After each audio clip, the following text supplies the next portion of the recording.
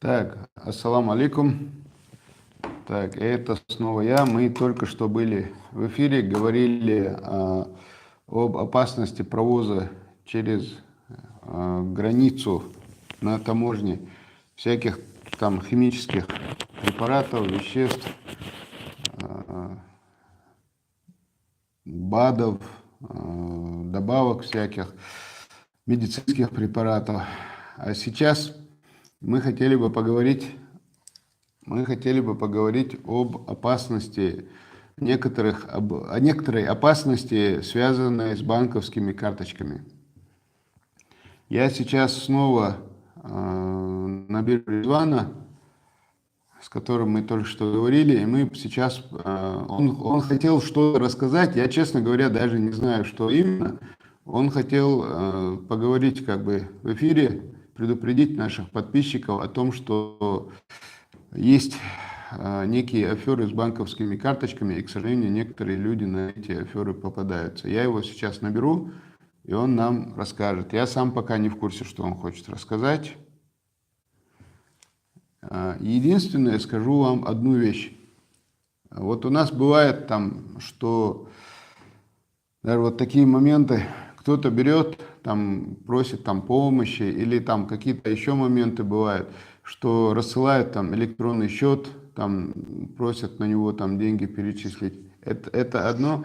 Резван, Резван, мы снова в эфире, вот буквально сейчас секунд 15-20, подожди, я одну фразу закончу, и мы уже к тебе перейдем. Вот, и бывает так, что не просто счет рассылают по WhatsApp, а рассылают фотографию самой банковской карточки. И когда я одному знающему человеку вот банковскую карточку, фотографию отослал, он мне объяснил, что этого ни в коем случае нельзя делать, что нельзя рассылать фотографию своей банковской карточки, тем более с двух сторон, особенно со второй стороны тоже. С тем, что разные там мошенники могут изготовить там или такую-то карточку изготовить, или по-другому как-то могут взломать код и фактически похищать деньги с вашей банковской карточки. То есть это очень опасно. А сейчас давайте уже послушаем Резвана. Резван, ты хотел рассказать про какую-то аферу и предупредить людей, чтобы они были осторожны с банковскими карточками. Да, Иса, насчет твоей темы я продолжу. Будет логично делать рассылку просто передние 16 цифр и наименование банка. Как мы говорим, если мы отправляем лицевую и обратную сторону, то есть сзади этой стороны есть такой номер, он называется SOR или SIFT, называют вот таким номером. То есть что получается, если у меня есть лицевая и есть обратная сторона карты, не зная пин-кода, я могу оплачивать интернет-покупки. То есть у меня требуют, на лицевой стороне бывает, со стороне бывает вся информация, которая требует интернет. Особенно они требуют 16-значный номер, дату открытия карты, и на обратной стороне, там есть бывает как бы заштрихованные цифры и последние 3 цифры. Если у меня есть такая информация, я могу свободно, если на этой карточке есть денежные средства, то есть делать покупки. Обналичивать я эти деньги не могу, но могу свободно делать интернет-покупки. И поэтому более целесообразно, когда делают рассылку по оказанию помощи, мы понимаем, что это необходимо, просто написать номер карты и к какому банку эта карта принадлежит. Дальше, когда я делаю переводы, зная эту систему, у меня, если это сторонний банк, у меня возьмет комиссию, если мой банк, то без комиссии пойдет перевод. Не надо. А если мы, как ты говорил, посылаете фотку на лицевой стороны, обратной стороны, любой чуть-чуть знающий эту банковскую карту может с этой карты свободно покупать в интернете все, что хочет, с чужой карты. Поэтому нужно предостеречь это. Иса, по вопросу банковского мошенничества. Я хочу, чтобы наши подписчики понимали, что любые звонки, которые говорятся, была мода, что звонки, вот ваша карта заблокирована, срочно подойдите к банкомату. введите какие-то цифры, вот это все неправильно. Если есть такая информация, что какая-то карта заблокирована, служба безопасности или будь какой-то финансовый мониторинг банковской системы, он просит клиента обратиться в ближайшее отделение банка, кому, например, если это Сбербанк, то Сбербанк, Россельхозбанк, Россельхозбанк, Альфа-банк, Альфа-банк. То есть он должен обратиться в ближайшее отделение непосредственно к специалистам, а не идти к банкомату, вводить какие-то сомнительные цифры, переводить куда-то денежные средства. Но это чуть-чуть старое мошенничество. Как сейчас появилось новое мошенничество? Мы все знаем, что есть такой сайт, который называется Авито, на котором те люди выкладывают вещи, которые они продают. Какой случай? Уже на моей практике 3-4 случая. То есть человек звонит, заинтересовавшийся вашей вещью, спрашивает характеристики, обычно делает 2-3 звонка.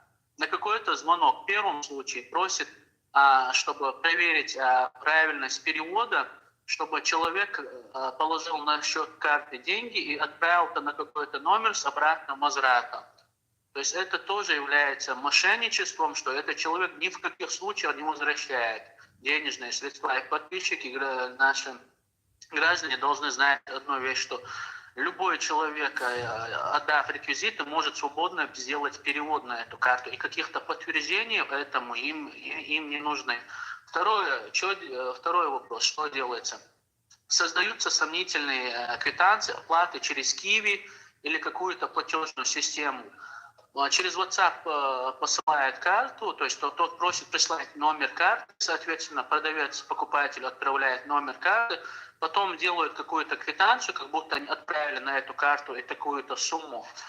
Потом, соответственно, эта сумма не поступает на счет, а через какое-то требование он отправил, тогда срочно верни, я на вас подам милицию, вы мошенники, и начинает давить на этого человека, он в панике идет к банкомату, они ему начинают называть какие-то цифры, хотя бы пробные пустые 5-6 тысяч.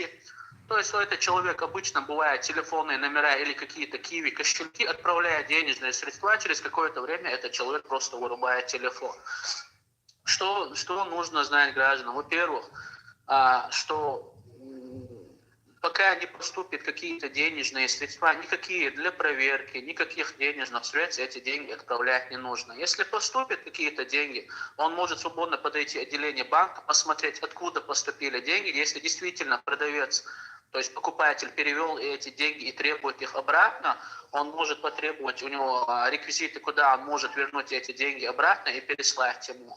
А вот всякие эти операции сомнительные, которые просит пробные деньги прислать, чтобы он проверил эту карту, это все является аферисты. Это все. И большинство этих аферистов находятся в местах лишения свободы, и никак после этого. Самое проблемное в этих случаях, мы не раз занимались этим случаем, что нельзя найти этих людей потом. То есть, получается, деньги уходят в небытие аферистам. Понял. Но я в чем акцент, Айса? То, что именно эти сейчас аферисты сидят в Авито и смотрят, кто что продают, именно на то, что человек хочет продать эти вещи, и на этом делая акцент, делают какие-то переводы, потом требуют вернуть эти денежные средства, которые и не поступили, угрожая милиции, и забирают тебе какие-то деньги. Не всю сумму, но какую-то сумму забирают.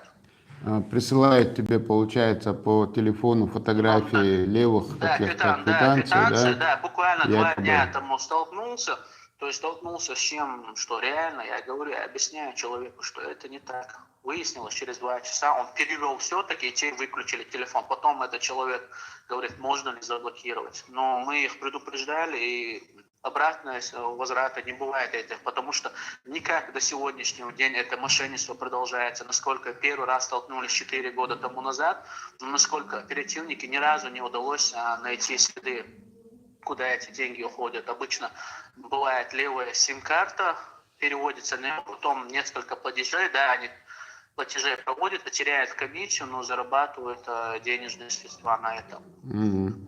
Есть еще такая тема, мне вот товарищ мой тоже рассказывал, Майрбек.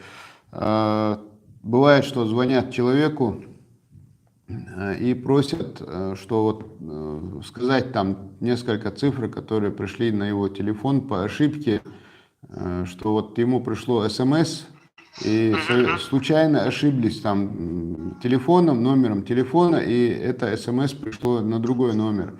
А на его номер по СМС действительно пришли несколько цифр. И они просят его эти цифры сказать. А в итоге получается, что карточка была привязана к его телефонному номеру, и они каким-то образом завладели номером его счета карточки, который к номеру привязан. И они с этой карточки что-то, они оплатили, и счет послали на эту карточку. И, соответственно, для того, чтобы этот счет реально оплатить, человек должен был вот эти самые цифры куда-то отправить, в общем.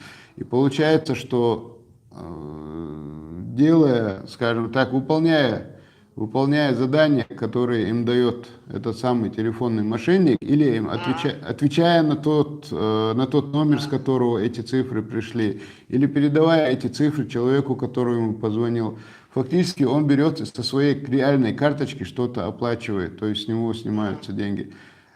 Таким образом, если вам, просто-напросто, если вам на телефон по СМС пришло какое-то сообщение с какими-то там цифрами, о судьбе которого вы не понимаете вообще, что это такое и откуда это взялось, и потом вам звонит какой-то непонятный человек и говорит, что вот случайно ошиблись номером, что вот назовите, пожалуйста, прочитайте эти цифры, или ответьте там какой-то цифрой на этот номер, то ни в коем случае этого не делайте. Там 99% то, что вы в данный момент подвергаетесь мошенничеству, и с вашей карты пытаются снять деньги. Так, Резван? Так, да. Вот если это не все, обычно это распространено в Сбербанке, потому что у них очень упрощенная система, которую все любят, вот называется мобильного банка, но вот именно вот эта упрощенная система привязки номеров, это находка для хакеров является. А у более других банков она усложнена тем, что, соответственно, затруднена эта схема, да. Телефонный номер обычно привязывается, обычно это практикует Сбербанк, насколько я на своей практике знаю, и получается вот такая ситуация. В любом случае, при поступлении таких звонков, если вы имеете банковские карты, они привязаны как-то к вашему телефону, лучше ничего не совершать и обращаться в отделение банка, в ближайшее отделение банка, соответственно, к какому банку принадлежит ваша карточка. И брать консультации на месте. Если вам обязаны как клиенту дать любую консультацию, предупредить вас об этих мошенничествах. То есть в любом случае, если есть какая-то сомнительность, есть какие-то угрозы, или просят вас представляется банковскими работниками, еще раз говорю, банковская колл-центр или служба безопасности, или служба финмониторинга, вас всегда просят при наличии каких-то сомнительных операций обратиться в ближайшее отделение банка клиента, то есть банка клиента, к которому он обслуживается. Соответственно, только так происходят эти операции, только когда, убедившись, что ваша карта защищена или вам действительно звонили с банка, они могут вам дать полную информацию. То есть нужно предостерегаться, не попадаться на такие уловки. Все ясно, Резван. Спасибо. Все, давай, до связи тогда. До связи. Так, вот буквально о нескольких таких случаях мошенничества, о нескольких вариантах Резван сказал. Просто будьте осторожны. Так, сейчас.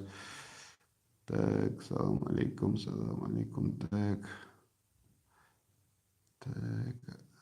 это общеизвестно. Так, это был, как взять у банка миллион и не отдать. Это всех волнует реально. Так, эту инфу не знали, Баркал. Так, с этого года день поступка будет взиматься 4%. Так, кучва.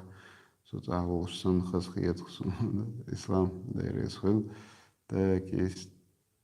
Так, если привязать банк данные к телефону, это, естественно, доступ к твоим данным еще каких людей, а это небезопасно, тем более, так, Раски, так, Машвол, Иса, Дицею. Так, в общем, мы сейчас говорили, хакеры, конечно, схемы обновляют, Руслан Гулаев, ты правильно говоришь, они постоянно что-то придумывают, постоянно совершенствуют, и с ними, конечно, надо быть очень осторожными. Хорошо, я сейчас снова выхожу из эфира, потом снова зайду в эфир, но уже по другой теме, связанной с поведением наших парней за пределами республики. Я вот буквально в следующем эфире там буквально коротко скажу на русском языке, дальше буду говорить на чеченском. Так, все. Салам Дельчарг, Муссерга, Ва алейкум ассалам. Салам,